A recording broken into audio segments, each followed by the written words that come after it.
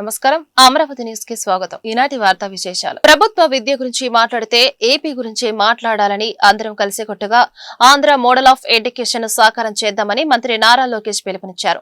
తన life teacher CM Chandrababu అని తనను తీర్చిదిద్దింది టీచర్ మంజుల, ప్రిన్సిపల్ రమాదేవి, ఆ తర్వాత పి నారాయణ, ప్రొఫెసర్ రాజిరెడ్డి అని అన్నారు. ఈ రోజు విద్యాశాఖ మంత్రిగా మీ ముందు ఉన్నాను అంటే కారణం ఈ ఐదుగురేనన్నారు. సర్వేపల్లి రాధాకృష్ణన్ చెప్పినట్లు గురువులంతా ఆచరిస్తే ఏపీ మోడల్ ఆఫ్ ఎడ్యుకేషన్ విజయవంతమవుతుందన్నారు. చంద్రబాబు 13 డిఎస్సీలతో 1.80 లక్షల ఉపాధ్యాయులను నియమించారన్నారు. మెగా డిఎస్సీని సెప్టెంబర్లోనే పూర్తి చేయనున్నామన్నారు. మన పిల్లలకు గణితం, భాషా సబ్జెక్టుల్లో బేసిక్స్ రావాలన్నారు. పిల్లలకు బ్రిడ్జి కోర్సులు అవసరమన్నారు. పోటీ పరీక్షల్లో పెద్ద ఎత్తున ర్యాంకులు సాధించాలని, విద్యలో ఢిల్లీ మేజిక్ చేస్తుందని అందరూ అంటున్నారని, ఇకపై ఆ విషయంలో ఎవరైనా ఏపీ గురించి మాట్లాడాలని లోకేష్ అన్నారు. నా లైఫ్ టైం టీచర్ గౌరవ ముఖ్యమంత్రి శ్రీ నారా చంద్రబాబు నాయుడు గారికి, వేదికమైన మంత్రులు, శాసనసభ్యులు, అధికారులందరికీ నా హృదయపూర్వక నమస్కారం. ఈరోజు ఈ కార్యక్రమం ఏర్పాటు చేశామంటే ఉత్తమ ఉపాధ్యాయుల్ని గుర్తించేదానికి ఏర్పాటు చేసిన కార్యక్రమం. ఈరోజు ఈ కార్యక్రమంలో పాల్గొన్న మీ అందరికీ పేరు పేరున నా హృదయపూర్వక నమస్కారాలు. మాతృదేవో భవ, పితృదేవో భవ, ఆచార్య దేవో భవ. తల్లి దైవం, తండ్రి దైవం, గురువు కూడా దైవమే. గురువులకే గురువు డాక్టర్ సర్వేపల్లి రాధాకృష్ణన్ గారి జయంతి సందర్భంగా విద్యా వ్యవస్థకు, దేశానికి ఆయన చేసిన అనేక సేవలు మనం ఒక్కసారి గుర్తు చేసుకోవాల్సిన అవసరం ఉంది. డాక్టర్ సర్వేపల్లి రాధాకృష్ణన్ గారు చెప్పినట్లు, the true teachers are those who help us think for our selves. ఇది ప్రతి గురువు ఆచరిస్తే Andhra Pradesh model of education leap ఏదైతే మనం రూపొందించామో తప్పకుండా సక్సెస్ అవుతుందని నేను భావిస్తున్నా. ఈ సందర్భంగా మీకు ఒక చిన్న కథ చెప్పాలి. ఒక 50 సంవత్సరాలు పెద్ద ఆయన దగ్గర 19 సంవత్సరాలు కుర్రోడు డ్రైవర్గా చేరారు. అతను 10th క్లాస్లో డ్రైవర్ 10th క్లాస్లో ఇంగ్లీష్ ఎగ్జామ్ ఫెయిల్ అయ్యారు. సో 10th డిస్కంటిన్యూ చేశారు. అప్పుడు ఆ పెద్ద ఆయన చెప్పారు, ఇది కరెక్ట్ కాదు, పొద్దున ఓకే నువ్వు డ్రైవింగ్ చేయి, రాత్రి నేనే నీకు పాఠాలు చెప్తా, తప్పనిసరిగా నువ్వు ఇంగ్లీష్ పాస్ అవ్వాలని చెప్పారు. ఇంగ్లీష్ అతను పాస్ అయ్యాడు, 10th పాస్ అయ్యారు. అక్కడితో ఆపలా, నువ్వు 11th 12th కూడా బాగా చదవాలి, నా దగ్గర డబ్బులు లేదు సార్ అంటే నీకు అయ్యే ఫీజు, బుక్స్, ఆ ఖర్చంతా నేను పెడతానని ఆ పెద్ద ఆయన చెప్పారు. దాని తర్వాత బీఏకి వచ్చాడు. ఆ ప్రక్రియ అక్కడితో ఆగల, బీఏ చదవాలి, పీజీ చేయాలి, చివరికి రీసెర్చ్ స్కాలర్ కూడా ఆ డ్రైవర్ అయ్యారు.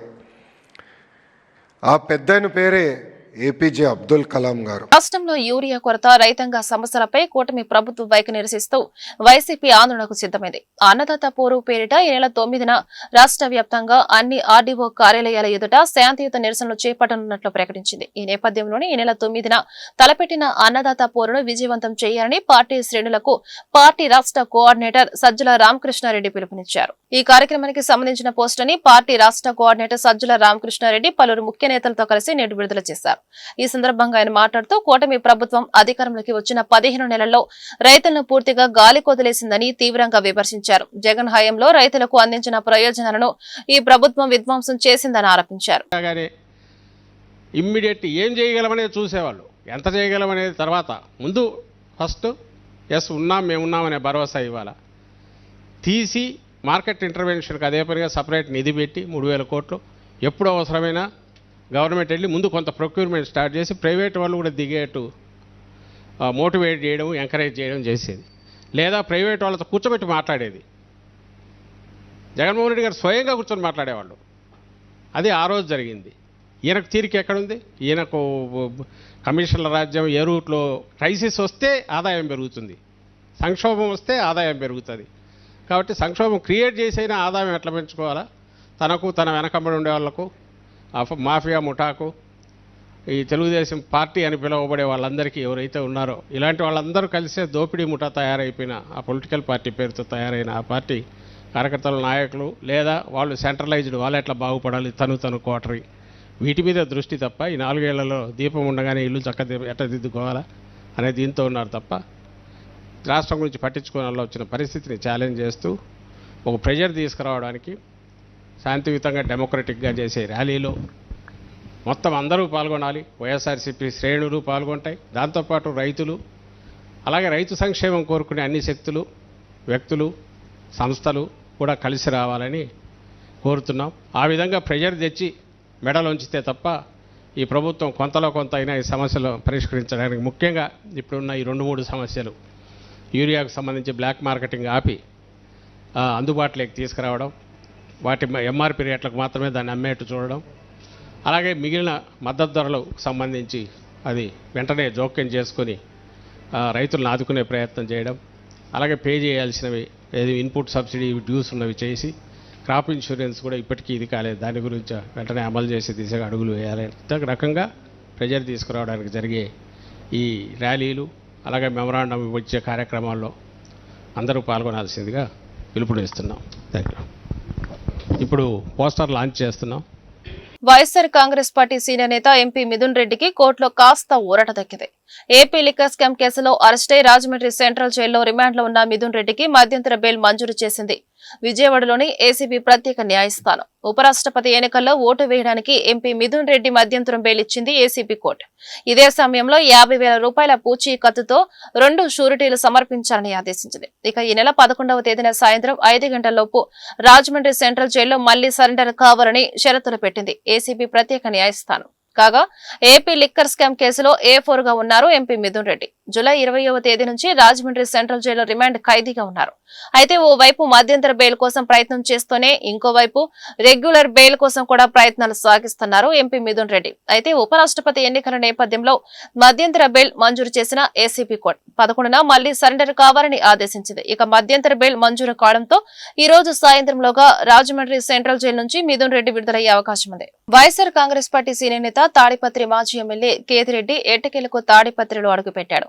జేసీ ప్రభాకర్ రెడ్డి వర్సెస్ కేతిరెడ్డి పెద్దారెడ్డి పాలిటిక్స్ ఓవైపు, పోలీసులు ఆంక్షలు మరోవైపు.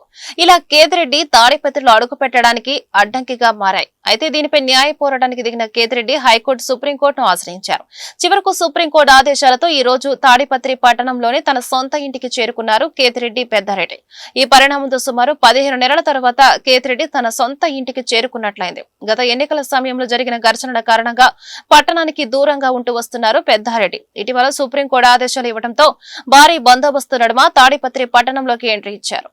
ఈరోజు నేను తాడిపత్రికి పోవడం జరుగుతుంది. హైకోర్టు, సుప్రీంకోర్టు ఆదేశాల మేరకు, వాళ్ళు ఇచ్చిన గైడ్లైన్స్ మేరకు కూడా తూచా తప్పకుండా మేము పాటిస్తాము. నేను కూడా ఎస్పీ గారికి కూడా చెప్పడం జరిగింది. ఆయన కూడా మీరు మాకు లాండ్ ఆర్డర్ ప్రాబ్లం క్రియేట్ చేయకోకుండా చూడండి అని చెప్పడం కూడా జరిగింది. ఖచ్చితంగా కూడా మేము పోలీస్ అధికారులకు ఖచ్చితంగా సహకరిస్తాము. నేనే కాదు, మా కార్యకర్తలు, నాయకులు, మా పార్టీ సింపథైజర్లు అందరూ కూడా పోలీస్ అధికారులకు సహకరిస్తారు. ఎక్కడ కూడా తాడిపత్రి కాన్స్టిట్యున్సీలో చిన్న అవాంఛనీయ సంఘటనగా మా పార్టీ నాయకులు ఎవరు కూడా చేయరు. దీనికి పూర్తి బాధ్యత కూడా మేము తీసుకుంటాము. ఏది ఏమైనా కూడా ఈ తెలుగుదేశం ప్రభుత్వం వచ్చిన తర్వాత కాన్స్టిట్యున్సీలో ఏ విధమైనటువంటి చిన్న చిన్న అవాంఛనీయ సంఘటనలు జరిగినాయి, వాళ్ళ కుటుంబాలకు అన్ని కుటుంబాలకు పోయి నేనే నేరుగా ఓదార్చి ఇంకొకసారి ఇలాంటి చర్యలు జరుపుకోకుండా చూసుకునే బాధ్యత మాకుంటుంది. ప్రతి విషయంలో కూడా పోలీస్ అధికారులకు ఫిర్యాదు చేయడం కూడా జరిగింది. గతంలో కూడా అలాంటివి ఏంటివన్నా కూడా పెండింగ్ ఉన్నా కూడా తిరిగి మళ్ళా కూడా నేను గ్రీవెన్స్కు పోయి ఎస్పీ గారితో మాట్లాడి గ్రీవెన్స్లో కూడా గీయడం జరుగుతుంది. ఏది ఏమైనా కూడా ఈరోజు ఒక శుభపరిణామం. ఎందుకంటే 14 మాసాల తర్వాత మళ్ళా తాడిపత్రికి పోయి నా ఇంట్లో ఉండేదానికి సుప్రీంకోర్టు గైడ్లైన్స్ ప్రకారం కూడా నేను నడుచుకుంటానని కూడా చెప్పడం జరుగుతుంది. మళ్ళా కూడా చెప్తున్నా, పోలీస్ అధికారులకు, తాడిపత్రి కాన్స్టిట్యున్సీ ప్రజలకు అందరికి కూడా మరోసారి ధన్యవాదాలు తెలుపుకుంటున్నా. ఖచ్చితంగా నేను 10 తర్వాత గ్రామాల్లో ప్రతి గ్రామంలో తిరిగి మా పార్టీ ప్రోగ్రాంలన్నీ కూడా ఖచ్చితంగా చేస్తాము. మా నాయకులకు కార్యకర్తలకు అండగా ఉండాము. ఎన్ని రోజులు కూడా అండగానే ఉండాము. మళ్ళా కూడా భరోసా ఇస్తున్నాము. ఎలాంటి సమస్యలు ఉన్నా కూడా మేము ఎదుర్కొనేదానికి మా పార్టీ తరఫున మేము కూడా ఉంటాము. మాకు పైనుంటి కూడా మా అధిష్టానం కూడా దానికి పూర్తిగా కూడా మాకు సహకరిస్తుంది. అందువల్ల మేము జగన్మోహన్ రెడ్డి ఆదేశాల మేరకు ఏ కార్యక్రమం చేస్తూ ప్రతి ఒక్కరిని కూడా కార్యకర్తను దగ్గరికి తీసుకొని ఆప్యాయంగా చిన్న చిన్న సమస్యలు ఉంటాయి గ్రామాలలో, అవన్నీ కూడా పరిష్కరించుకుంటూ పోతాం. అదేం లేదు, నాకు హైకోర్టు. రాష్ట్రానికి ఒక్కో మెడికల్ కాలేజీని తీసుకురావడానికి ఎంత కష్టమో చంద్రబాబుకు తెలియదు అని వైసీపీ నేత మాజీ మంత్రి విడదల రజనీ పేర్కొన్నారు. ప్రతి జిల్లాలోనూ మెడికల్ కాలేజీ, ఆసుపత్రి ఉంటే ప్రజలకు మంచి వైద్యం అందుతుందని జగన్ ఆలోచించారు. వైద్యం, టెస్టులు అన్ని ఫ్రీగా అందించాలన్నదే మా జగన్ ఆలోచన. కానీ చంద్రబాబు మెడికల్ కాలేజీలను అమ్మకానికి పెడితే ఇక పేదోడి పరిస్థితి ఏంటి అని ప్రశ్నించారు. వైఎస్ జగన్ సంకల్పాన్ని చంద్రబాబు సర్వనాశనం చేశారు. పేద మధ్యతరగతి కుటుంబాల విద్యార్థులకు వైద్య విద్యను దూరం చేశారు. కోట్లు ఖర్చు చేసి ఆ కుటుంబాలు వైద్య విద్య చదవగలరా అని విడుదల రజనీ క్వశ్చన్ చేసింది. చంద్రబాబు నాయుడు గారి నాయకత్వంలోని కూటమి ప్రభుత్వం అధికారంలోకి వచ్చాక వైద్య ఆరోగ్య రంగాన్ని పూర్తిగా నీరుగారుస్తూ ఉన్నారు. అది ఎంతలా అంటే మొన్న చూసాము, క్యాబినెట్లో పీపీపీపీ అంటూ, ప్రైవేటైజేషన్ అంటూ జగనన్న తీసుకొచ్చినటువంటి గవర్నమెంట్ మెడికల్ కాలేజ్ని వాళ్ళ నిర్ణయంతో చంపేశారు. ఒక్కసారి ఈ రాష్ట్ర ప్రజలు ఆలోచించాలి. ఈ రాష్ట్రానికి ఒక గవర్నమెంట్ మెడికల్ కాలేజ్ తీసుకురావాలంటే ఎంత కష్టం ఉంటుందని. మనం చూసినట్టయితే 100 ఏళ్ల ఆంధ్రప్రదేశ్ చరిత్రలో మనకు 11 గవర్నమెంట్ మెడికల్ కాలేజెస్ అందుబాటులో ఉంటే జగనన్న 5 సంవత్సరాల కాలంలో, 5 సంవత్సరాల జగనన్న కాలంలో ఈ రాష్ట్రంలో 17 కొత్త గవర్నమెంట్ మెడికల్ కాలేజీలు, 8,500 కోట్లు ఖర్చు చేస్తూ ఈ రాష్ట్రంలో మెడికల్ కాలేజెస్ తీసుకురావాలని గవర్నమెంట్ పరిధిలో వాటిని ముందుకు తీసుకువెళ్ళి ఎంతోమంది వైద్య విద్య అభ్యసించాలని చెప్పి ఎదురుచూస్తున్నటువంటి విద్యార్థులకు, అలాగే ఈ ప్రాంత ప్రజలకు tertiary care services, super speciality వైద్య సేవలు ఆ ప్రాంతంలోని ఎక్కడికక్కడ ఆ ప్రాంతంలో. అమెరికా అధ్యక్షుడు డొనాల్డ్ ట్రంప్ విధించిన సుంకాల వలన భారతదేశంలో ఆర్థిక సంక్షోభం తప్పదని వామపక్ష పార్టీ నేతలు జంగల అజయ్ కుమార్, దండ లక్ష్మీనారాయణ, కోటేశ్వరరావు, ఆకిటి అరుణ్ కుమార్ హెచ్చరించారు. ఈ విషయంలో కేంద్ర రాష్ట్ర ప్రభుత్వాలు ఎందుకు నోరు మెదపడం లేదని ప్రశ్నించారు. ట్రంప్ సుంకాలకు వ్యతిరేకంగా గుంటూరు హిమనీ సెంటర్లోని మహాత్మాగాంధీ విగ్రహం వద్ద శనివారం వామపక్షాల ఆధ్వర్యంలో నిరసన ప్రదర్శన జరిగింది. ఈ సందర్భంగా వారు మీడియాతో మాట్లాడుతూ అమెరికా సామ్రాజ్యవాద కాంక్షను ప్రపంచ యావత్తు వ్యతిరేకిస్తుందని చెప్పారు. సుంకాల పేరుతో ట్రంప్ సాగిస్తున్న కక్ష సాధింపు చర్యలను దేశభక్తులు ఖండించాలని డిమాండ్ చేశారు. ఈ సుంకాల వల్ల భారతదేశంలో ఉన్నటువంటి అనేక పరిశ్రమలు మూతపడిపోతూ ఉన్నాయి. ముఖ్యంగా మన జిల్లాలో, పల్నాడు జిల్లాలో ఉన్నటువంటి టెక్స్టైల్ రంగం ఇప్పటికే 100లో 25% మాత్రమే కూనారిల్లుతూ మిగిలి ఉన్నది. ఆ 25% కూడా ఇతర విధానాల వల్ల మరింతగా అవి పూర్తిగా అస్తిత్వాన్ని కోల్పోయేటటువంటి ప్రమాదం ఏర్పడుతూ ఉన్నది. అట్లాగే ఆక్వా ఫీల్డ్ కానీ ఇతర అన్ని పరిశ్రమల్లో కూడా ట్రంప్ విధానాల వల్ల భారతదేశంలో ఉన్నటువంటి మొత్తం పారిశ్రామిక రంగం కుదేలైపోతున్నా, మన దౌర్భాగ్యం, దురదృష్టం, ఈ దేశానికి ప్రధానమంత్రిగా ఉన్నటువంటి నరేంద్ర మోడీ ట్రంప్ని నోరెత్తి ఒక్క మాట కూడా అనలేనటువంటి దుస్థితిలో ఉండటం అనేది భారత ప్రజలు చేసుకున్నటువంటి తీవ్రమైనటువంటి బాధాకరమైనటువంటి విషయం. అలాగే మోడీ మాట్లాడలేదు, చంద్రబాబు జగను పవను వీళ్ళు ఏమన్నా మాట్లాడతారంటే వీళ్ళు కూడా మోడీ మాట్లాడితే మాట్లాడేట్టున్నారు తప్ప మోడీకి చెక్కభజన చేసే వాళ్ళగా తయారయ్యారు తప్ప మరొక రకంగా లేదు. అందుకని వాళ్ళ దేశవ్యాప్తంగా 50% సుంకాలు విధించింది. ఇది భారతదేశ సార్వభౌమాధికారానికి గొడ్డలు పెట్టి లాంటిది.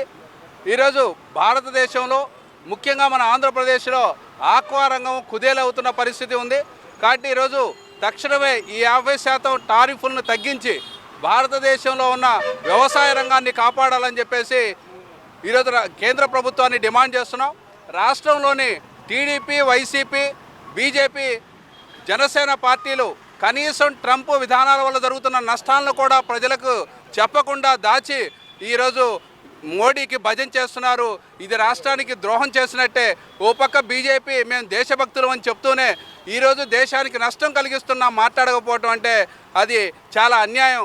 ఈ అన్యాయాన్ని రాష్ట్రంలో ఉన్న పార్టీలు గుర్తించకపోవటం వల్ల ప్రజలకు కూడా అర్థం కావట్లేదు. కాబట్టి ఈరోజు ట్రంప్ విధించిన విధానాల వల్ల విద్యార్థులు చదువుకున్న వాళ్ళకి ఉపాధి పోతుంది, హైటెక్ విద్యార్థులు కూడా ఉద్యోగాలు పోతున్నాయి, వీసాలను రద్దు చేస్తున్నాడు. ఇన్ని చేస్తున్నా కానీ రాష్ట్రాలు కానీ కేంద్రాలు కానీ మాట్లాడకపోవటం వల్ల అటు విద్యార్థులు, రైతులు అన్ని రకాల భారతదేశం పైన విధించినటువంటి 50% సుంకాలు ఏదైతే ఉన్నాయో దాన్ని వామపక్ష పార్టీలుగా తీవ్రంగా వ్యతిరేకిస్తూ ఉన్నాం. దానిలో భాగంగా ఈరోజు రాష్ట్ర వ్యాప్తంగా కూడా వామపక్ష పార్టీలుగా ఆందోళన కార్యక్రమాలకి పిలిపించడం జరిగింది. గుంటూరు నగరంలో జిన్నాడు సెంటర్లో వామపక్ష పార్టీల ఆధ్వర్యంలో ఈరోజు నిరసన కార్యక్రమాన్ని తెలియజేస్తూ ఉన్నాం. డొనాల్డ్ ట్రంప్ విధించినటువంటి ఏదైతే సుంకాలు ఉన్నాయో దానివల్ల భారతదేశ ఆర్థిక వ్యవస్థ పైన పెద్ద ఎత్తున దాడి జరిగిపోతూ ఉంది. అదేవిధంగా భారతదేశంలో ఉన్నటువంటి వ్యవసాయం సంబంధించి, ఆక్వా సంబంధించి రైతులు పెద్ద ఎత్తున నష్టపోతూ ఉన్నారు. సుమారుగా ఈ భారతదేశంలో ఉన్నటువంటి ఆక్వా సంబంధించి ఎగుమతిలో మన ఆంధ్ర రాష్ట్రం నుంచి సుమారుగా 40% రొయ్యలకు సంబంధించి ఆక్వా సంబంధించినటువంటి ఏవైతే ఉత్పత్తులు ఉన్నాయో వెళ్తున్నటువంటి ఈ తరుణంలో ఈ ఆంధ్ర రాష్ట్రంలో ఉన్నటువంటి రైతులు పెద్ద ఎత్తున కూడా నష్టపోతున్నారు. దీనిపైన నరేంద్ర మోడీ సంబంధించినటువంటి ఈ ప్రపంచానికి విశ్వగురు అని చెప్పుకున్న నరేంద్ర మోడీ కోటేశ్వరరావు, సిపిఎంఎల్ ప్రజాపౌరు. ఈ రోజున అంతర్జాతీయంగా సామ్రాజ్యవాద దేశాల మధ్య మారుతున్న సమీకరణలో భాగంగా ప్రపంచ దేశాల్లో ఆధిపత్యం కోసం ఆల్రెడీ పెద్దపీట వేసుకొని కూర్చున్న అమెరికన్ సామ్రాజ్యవాదం ఈరోజు మూడో ప్రపంచ దేశాల మీద టారిఫ్ల పేరుతో తన ఆధీనంలో తెచ్చుకోవడం కోసం ప్రయత్నం చేస్తున్నది. అందులో భాగంగా భారతదేశం పైన 50% మరి టారిఫ్ను విధించి భారతదేశం యొక్క ఆర్థిక మూలాలను దెబ్బతీయడం కోసం, భారతదేశానికి సంబంధించిన ఆర్థిక వనరులని కొల్లగొట్టడం కోసం ఈరోజున ట్రంప్ ఈరోజు పెద్ద ఎత్తున ప్లాన్ చేసిన పరిస్థితి ఉంది. ఈరోజు ఎందుకు విధించావు ట్రంప్ గారని చెప్పి మీడియా అట్లనే ఇతర దేశాల ప్రజలు అడుగుతుంటే ఉక్రెయిన్లో యుద్ధం ఆగిపోవాలంటే భారతదేశం మీద ఈ పన్నులు విధించక తప్పదు అనే ప్రభుత్వం నిర్దేశించిన లక్ష్యాలను బ్యాంకుల్లో పూర్తి చేయరని కేంద్ర గ్రామీణాభివృద్ధి కమ్యూనికేషన్ శాఖల సహాయ మంత్రి డాక్టర్ పెమ్మసాని చంద్రశేఖర్ స్పష్టం చేశారు. పంట రుణాలు, ఎడ్యుకేషన్ లోన్లు, సూర్యఘర్, విశ్వకర్మ స్కీమ్స్ అమలుకు బ్యాంకర్లు సహకరించాలన్నారు. అయితే ఈ రుణాలు పూర్తి స్థాయిలో అందడం లేదన్నారు. గుంటూరు జిల్లా కలెక్టరేట్ లోని ఎస్ఆర్ శంకరన్ కాన్ఫరెన్స్ హాల్లో జరిగిన బ్యాంకర్స్ సమావేశంలో కేంద్ర సహాయ మంత్రి పెమ్మసాని చంద్రశేఖర్ పాల్గొన్నారు. ఈ సందర్భంగా ఆయన మాట్లాడుతూ కౌలు రైతులకు సకాలంలో పంట రుణాలు ఇవ్వాలన్నారు. ప్రజలకు, రైతులకు ఉపయోగపడేలా పాలసీలు ఉండాలని సూచించారు. ఈ సమావేశంలో తాడికొండ ఎమ్మెల్యే తెనాలి శ్రావణ్ కుమార్, పత్తిపాడు ఎమ్మెల్యే బూర్లా రామాంజనేయులు, గుంటూరు తూర్పు, పశ్చిమ ఎమ్మెల్యేలు మహమ్మద్ నజీర్, గల్లా మాధవి, జిల్లా కలెక్టర్ నాగలక్ష్మి పాల్గొన్నారు. ఈరోజు ఇక్కడ గుంటూరు జిల్లాలో ఉన్నటువంటి అన్ని both private and public banks వాళ్ళందరినీ అధికారులు అందరం కూర్చొని అసలు లోన్స్ ఏ విధంగా డిస్ట్రిబ్యూట్ అవుతున్నాయి అంటే టెనెంట్ ఫార్మర్ క్రాప్ లోన్స్ ఉన్నాయి, ఎడ్యుకేషనల్ లోన్స్ ఉన్నాయి, ఎంఎస్ఎంఈ లోన్స్ ఉన్నాయి. అదేవిధంగా ప్రధానమంత్రి మోదీ గారు తీసుకొచ్చిన మంచి స్కీమ్స్ కొన్ని ఉన్నాయి. విశ్వకర్మ, స్కిల్ డెవలప్మెంట్, సూర్యఘర్, ఇట్లా మల్టిపుల్ స్కీమ్స్. వీటన్నిటిలో ఏ బ్యాంకు పర్ఫార్మెన్స్ ఎలా ఉంది, అదేవిధంగా కొన్ని లోన్స్ టార్గెట్ వరకు రీచ్ అవ్వట్లేదంటే రీజన్స్ ఏంటి? రీజన్స్ ఇందులో మల్టిపుల్ ఉన్నాయి. ఒక్కొక్కసారి పబ్లిక్ అవేర్నెస్ లేకపోవటం, ఇంకొకసారి పబ్లిక్ అవేర్నెస్ ఉన్నా కొంతమంది కరెక్ట్గా యూజ్ చేసుకునే వాళ్ళు ఉంటారు, కొంతమంది దాన్ని వేరే విధంగా వాడుకోవాలనుకునే వాళ్ళు ఉన్నారు.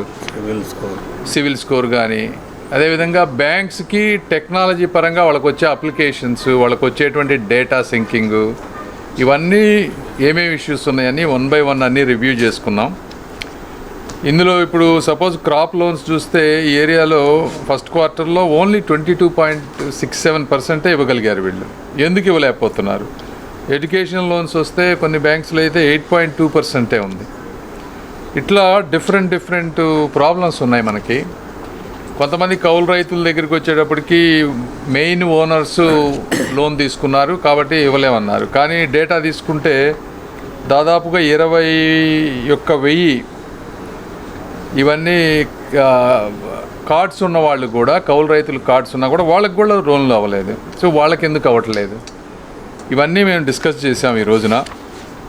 దీన్ని మెయిన్ ఉద్దేశం ఏంటంటే బ్యాంకర్స్ కూడా కొంతమంది కొన్ని స్కీమ్స్లో బాగా చేస్తున్నారు, కొంతమంది కొన్ని స్కీమ్స్లో సరిగ్గా చేయటం లేదు. వాళ్ళకుండే కన్సర్న్స్ వాళ్ళకు ఉన్నాయి, క్రెడిట్ రికవరీ. బట్ ఓవరాల్గా చెప్పగలిగేది ఏంటంటే ఇండియాలో 60 to 70% రూరల్ సెక్టారు, పూర్ పీపుల్లోనే ఎక్కువ ఉన్నటువంటివి.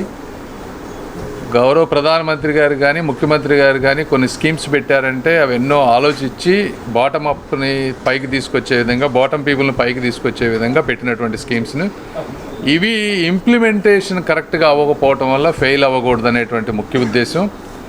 ఇందులో కొంత క్రెడిట్ రికవరీ ఉండకపోవచ్చు బ్యాంకులకు కూడా, కానీ that is the opportunity cost. This is the సొసైటీకి. మనం ఈ పబ్లిక్ సెక్టర్ బ్యాంక్స్ అన్నీ కూడా కేవలం లాభాపేక్షతో చేసేటువంటివి కాదు. ఎందుకంటే ఇప్పుడు సిటీల్లో చాలామంది రెగ్యులర్గా లోన్లన్నీ పే చేస్తారు. మన ప్రియతమ కేంద్ర మంత్రి వర్యులు బ్యాంకింగ్ సెక్టర్ గురించి రివ్యూ చేయడం జరిగింది కలెక్టర్ గారి ఆధ్వర్యంలో. సో ఇక్కడ గమనించింది ఏంటంటే గతంలో కూడా మనం బ్యాంకర్స్తో మీటింగ్లు జరపడం, మరి బ్యాంకర్స్ని టార్గెట్ ఇవ్వడం, దాన్ని అచీవ్ చేసే విషయంలో అందరూ కూడా కోఆర్డినేట్ చేయడం అనేటువంటి జరుగుతుంది.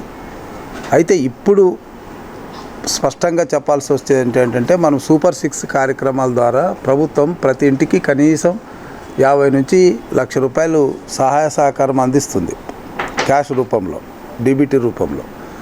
సో ఆ డబ్బుని కాస్త పొదుపుగా చేసుకొని బ్యాంకులు కొంత ముందంజలో వచ్చి ప్రతి కుటుంబానికి ఏదో ఒక రకమైనటువంటి లోన్ ఇవ్వగలిగితే చాలా స్కీమ్స్ ఉన్నాయి.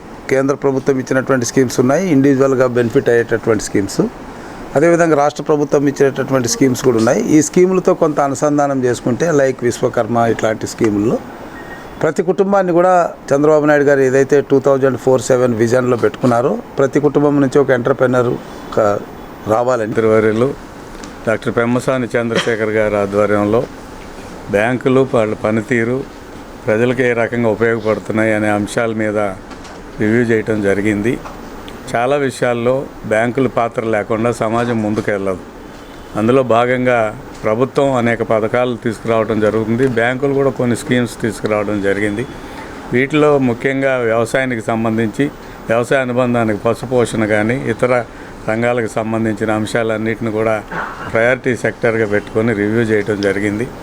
అయితే మామూలు రైతులకైతే పట్టాదారు రైతులకి లోన్లు ఇస్తున్నారు, కానీ టెనెంట్ ఫార్మర్ ఎవరైతే కౌలు రైతులు ఉన్నారో వాళ్ళ విషయంలో కొంత వెనుకబాటుగా ఉంది. దానికి ముఖ్యమైన కారణం కార్డులు లేవనే సాకు చూపిస్తున్నారు, కానీ కార్డులు ఇచ్చిన వాళ్ళకు కూడా లోన్ ఇవ్వని సందర్భాలు చాలా కనిపిస్తున్నాయి. బ్యాంకు వారీగా రివ్యూ చేసుకుంటే ఈ విషయాలన్నీ స్పష్టంగా కనపడతా ఉన్నాయి. అంతేకాకుండా పశుపోషణకు సంబంధించి పశువులు, గొర్రెలు, మేకలు, తర్వాత గేదెలు, ఇతర సంబంధించిన లోన్ల విషయం కొంత మెరుగ్గా ఉన్నమాట వాస్తవం. కొంత మెరుగ్గా ఉంది, కానీ బ్యాంకుల సహకారంతోనే ప్రభుత్వ సంక్షేమ కార్యక్రమాలు సక్రమంగా అమలవుతాయని గుంటూరు పశ్చిమ ఎమ్మెల్యే గల్లా మాధవి తెలిపారు. పేదలకు బ్యాంకులకు మధ్య అవినాభావ సంబంధం ఉండాలని అభిప్రాయపడ్డారు. ప్రభుత్వ లక్ష్యాలను అధిగమించడంలో బ్యాంకులు విఫలమవుతున్నాయని పేర్కొన్నారు.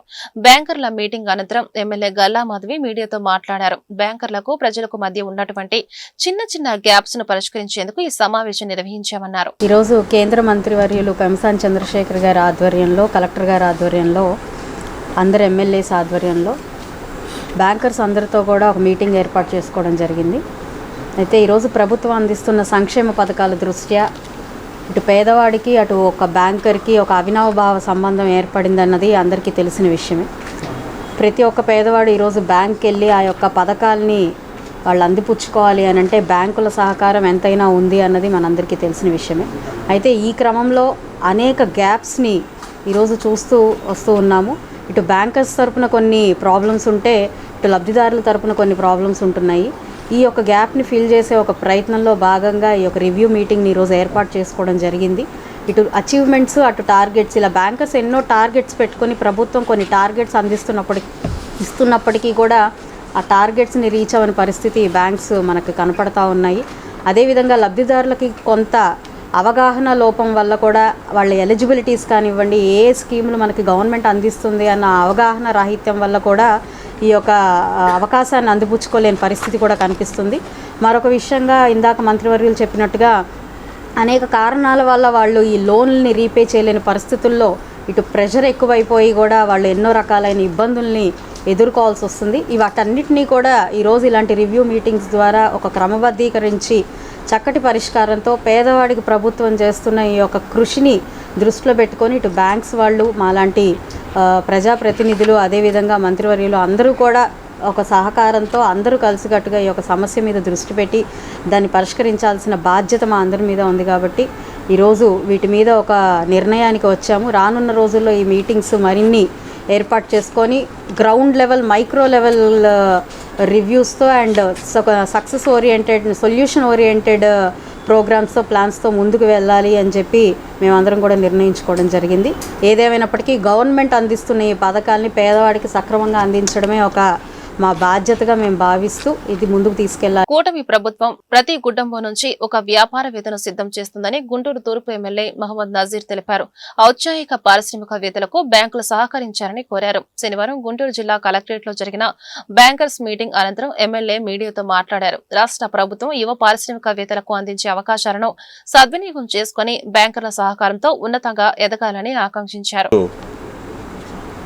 గౌరవ పార్లమెంట్ కేంద్ర మంత్రివర్యులు పెమ్మసాని చంద్రశేఖర్ గారు, అలాగే కలెక్టర్ గారు, శాసనసభ్యులందరూ కూడా గుంటూరు జిల్లాలో బ్యాంకర్స్ లెండింగ్ ఏ విధంగా జరుగుతూ ఉంది, ముఖ్యంగా ఎందుకంటే దేశంలో నరేంద్ర మోడీ గారు మేక్ ఇన్ ఇండియా పేరుతో పారిశ్రామికవేత్తల్ని ప్రతి ఇంటి నుంచి ఒక పారిశ్రామికవేత్తని తయారు చేయాలనేటువంటి సంకల్పంతో గౌరవ ముఖ్యమంత్రి గారు రాష్ట్ర వ్యాప్తంగా ఉన్నటువంటి ప్రతి ఇంట్లో నుంచి పారిశ్రామికవేత్త తయారవ్వాలంటే గవర్నమెంట్ సపోర్ట్తో, బ్యాంకర్ సపోర్ట్తో లోనింగ్ అనే ఏదైతే లెండింగ్ అమౌంట్ ఉన్నదో పెంచాలనేటువంటి ఆలోచనతో ఈరోజు ముఖ్యంగా ఎంఎస్ఎంఈ సెక్టార్కి సంబంధించి ఇప్పటికీ ఫస్ట్ క్వార్టర్లో దాదాపు 30% వరకు గుంటూరు జిల్లాలో లెండింగ్ చేయడం జరిగింది.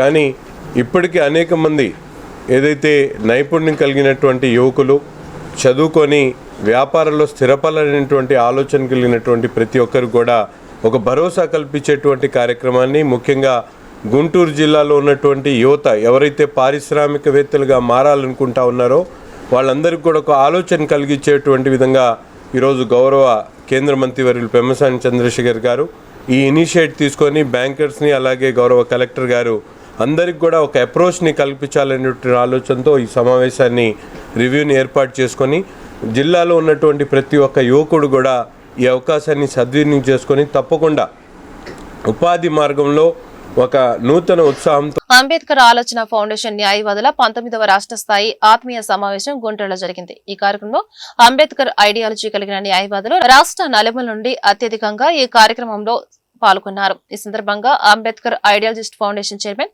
వెంకట రామకృష్ణ మాట్లాడారు. ఏఎఫ్ఐఏ రాజకీయ పార్టీకి సంబంధం లేదని చెప్పారు. న్యాయవాదుల సంక్షేమం అంబేద్కర్ చెప్పిన పే బాక్స్ సొసైటీ కోసం పనిచేస్తుందని తెలిపారు. రాష్ట్రంలో 45,000 మంది న్యాయవాదులు ఉన్నారని చెప్పారు. ప్రభుత్వాలు న్యాయవాదుల వెల్ఫేర్స్ కోసం 10 లక్షలు, 5 లక్షలు ఇన్సూరెన్స్ సదుపాయం కల్పించారని అన్నారు. అడ్వకేట్స్ కొరకు ఒక ఎమ్మెల్సీ స్థానం కేటాయించాలని డిమాండ్ చేశారు. ఎస్సీ ఎస్టీలకు జ్యుడిషియల్ పోస్టుల్లో rule of reservation, second class magistrate పోస్టుల్లో సముచిత స్థానం కల్పించాలని అన్నారు. ఎస్సీ ఎస్టీలకు ఎస్సీ కార్పొరేషన్ ద్వారా లైబ్రరీ ఏర్పాటు చేసుకునేందుకు 5 లక్షలు ఇవ్వాలని ప్రభుత్వానికి సూచించారు. Bar council member, advocates welfare కమిటీలలో ఎస్సీ ఎస్టీలకు సముచిత స్థానం ఉండేలా ఏఎఫ్ తమ సభ్యులను గెలిపించుకోవాలని కోరారు.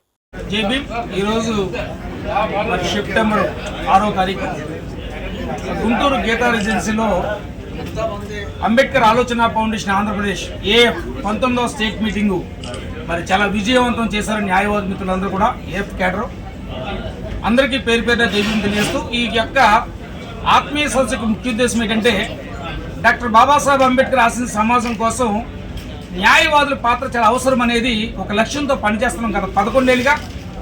ముఖ్యంగా ఆంధ్రప్రదేశ్లో సుమారు 45,000 మంది న్యాయవాదులు ఉన్నాం. ఈ 45,000 మంది న్యాయవాదుల్లో చాలా సమస్యలు ఉన్నాయి.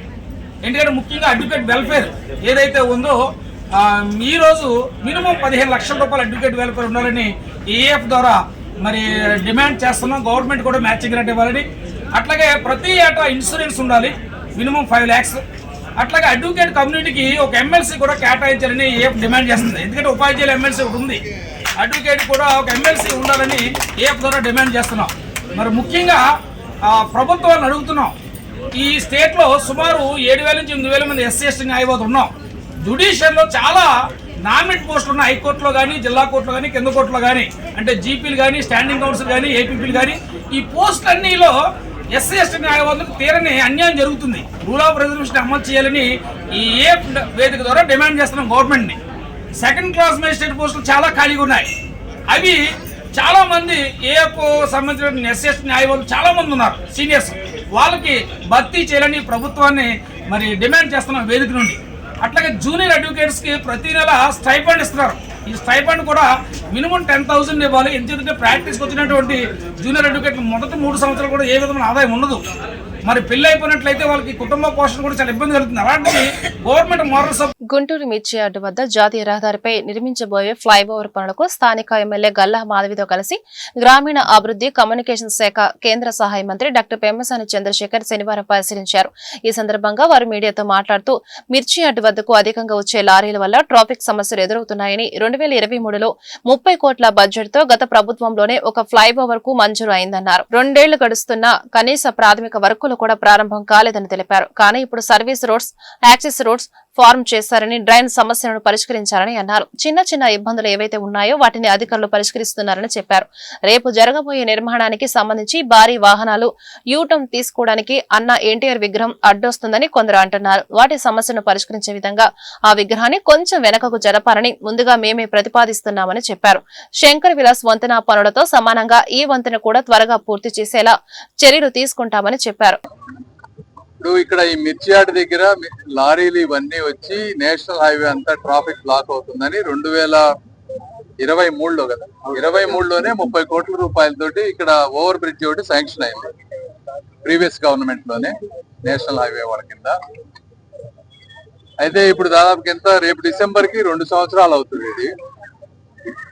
ఇది ఇంకా work actual bridge construction start అవ్వలేదు. ఎందుకు స్టార్ట్ అవ్వలేదు ఏంటి అనేది వాళ్ళంతా చూస్తా ఉన్నాం. దీనికి రకరకాల కారణాలు. ఒకటి డ్రైనేజ్ ఇష్యూ, రెండోది సర్వీస్ రోడ్, యాక్సెస్ రోడ్లు ఫామ్ చేయటం. యాక్సెస్ రోడ్లు ఫామ్ చేశారు, డ్రైనేజ్ ఇష్యూస్ ని కొంత ఫిక్స్ చేశారు. చేసి next current poles, municipal corporation కొన్ని కోఆర్డినేషన్ ఇష్యూస్ ఉంటే అవన్నిటిని వర్క్ చేస్తా ఉన్నారు. ఈ రోజున కాంట్రాక్టర్ గారు ఏమన్నారంటే ఒక 8 months లో మేము దీన్ని కంప్లీట్ చేస్తా ఉన్నారు. అది చేసే ముందు ఇక్కడ ఏదైతే చిన్న చిన్న అబ్స్టకిల్స్ ఉన్నాయో అందులో ముఖ్యంగా ఇక్కడ ఇప్పుడు ఈ సందర్భంగా మొన్న కూడా మేము ఒక మాట చెప్పాము, విగ్రహాలన్నీ కూడా రోడ్డుకి అడ్డం వచ్చే విగ్రహాలు ఎవరైనా సరే తీసేయాలని చెప్పాం. ఇప్పుడు అన్నగారి విగ్రహం ఇక్కడ పెద్దది ఉంది. దీనివల్ల రేపు ఈ రైల్వే ఓవర్ బ్రిడ్జ్, ఇది రైల్వే ఓవర్ బ్రిడ్జ్ కట్టినప్పుడు వెహికల్స్ ఇట్లా తిరిగి వెళ్లే వాటికి అన్నగారి విగ్రహం అడ్డం వచ్చేటట్టుంది. కాబట్టి మేమే చెప్పాం దీన్ని పూర్తిగా వెనక్కి తీసుకెళ్లి పెట్టే విధంగా ప్లాన్ చేయమని చెప్పాం. మేమే ఈ రోజు మిర్చియాడ్ పరిసర ప్రాంతాల్లో కేంద్ర మంత్రివర్యులు పెమ్మసాని చంద్రశేఖర్ గారితో, కమిషనర్ గారితో ఒక ఆన్ ఫీల్డ్ టూర్ కి రావడం జరిగింది. ఇక్కడ ఆన్ గోయింగ్ వర్క్ అంటే మనకి 2 సంవత్సరాల క్రితం శాంక్షన్ అయిన ఒక ఓవర్ బ్రిడ్జ్ ని వాటి పనుల నిమిత్తం, వాటి పర్యవేక్షణ కోసం ఇక్కడికి రావడం జరిగింది. ఈ రోజు చూసుకుంటే ఆ యొక్క పనుల నిమిత్తం చాలా నత్తనడక నడుస్తున్నట్లుగానే మనకు కనిపిస్తా ఉంది. ఇందాక మంత్రివర్యులు చెప్పినట్టుగా రీసెంట్ గా మనం అప్రూవ్ చేసుకున్న శంకర్ విలాస్ ఓవర్ బ్రిడ్జ్ చాలా ఫాస్ట్ గా ఎలా అయితే వర్క్స్ జరుగుతున్నాయి, కానీ ఈ వర్క్స్ మాత్రం ఇంతవరకు ముందుకు వెళ్ళని పరిస్థితి కనపడుతుంది. దాంట్లో మనం రివ్యూ పెట్టుకొని అధికారులను అడిగినప్పుడు వాళ్ళు చెప్పిన విషయం ఏంటి అంటే గత పాలకుల యొక్క ఆ అవిశ్వాసం వల్ల, అంటే వాళ్ళు మాకు ఈ పనులు వద్దు, మాకు ఈ అభివృద్ధి వద్దు అని చెప్పి అధికారులని పాపం ముందుకు వెళ్ళనీయని పరిస్థితి తీసుకురావడం వల్ల ఇక్కడ ఈ బ్రిడ్జ్ పనులు అనేవి చాలా చాలా స్లో అయిపోయిన పరిస్థితి కనపడుతుంది. వాటి నిమిత్తం ఈ రోజు ఇక్కడికి రావడం జరిగింది. అయితే సైడ్ మనకి సర్వీస్ రోడ్స్ వేసుకున్న తర్వాత ఈ బ్రిడ్జ్ అనేది ఏర్పాటు చేస్తాము అని చెప్తూ ఉన్నారు. ఆ పనుల్లోనే కంప్లీట్ గా నిమగ్నమై ఉన్నారు. డ్రైన్స్ ని ఇప్పుడే పూర్తి చేసుకోవడం జరుగుతుంది. సర్వీస్ రోడ్ వన్స్ పూర్తి అవగానే మనకి నెక్స్ట్ 7 నెలల లోపుగా ఈ యొక్క స్ట్రక్చర్ ని ఏర్పాటు చేసి మనకి వాళ్ళు అందిస్తామంటున్నారు. ఎందుకంటే ఈ బ్రిడ్జ్ అనేది చాలా చాలా అవసరమైన పరిస్థితి కనపడుతుంది. మిర్చి యార్డ్ ఆసియాలోని అతిపెద్ద మిర్చి యార్డ్ అయిన మన ఈ మిర్చి యార్డ్ లో 3 నెలల పాటు ఎప్పుడు కూడా రద్దీగా వ్యాపారం అనేది జరుగుతూ ఉంటుంది. రైతులు, వాటి ట్రాక్టర్లు, బస్సు, లారీ. ఈ వార్తలు ఇంతటితో సమాప్తం. నమస్కారం.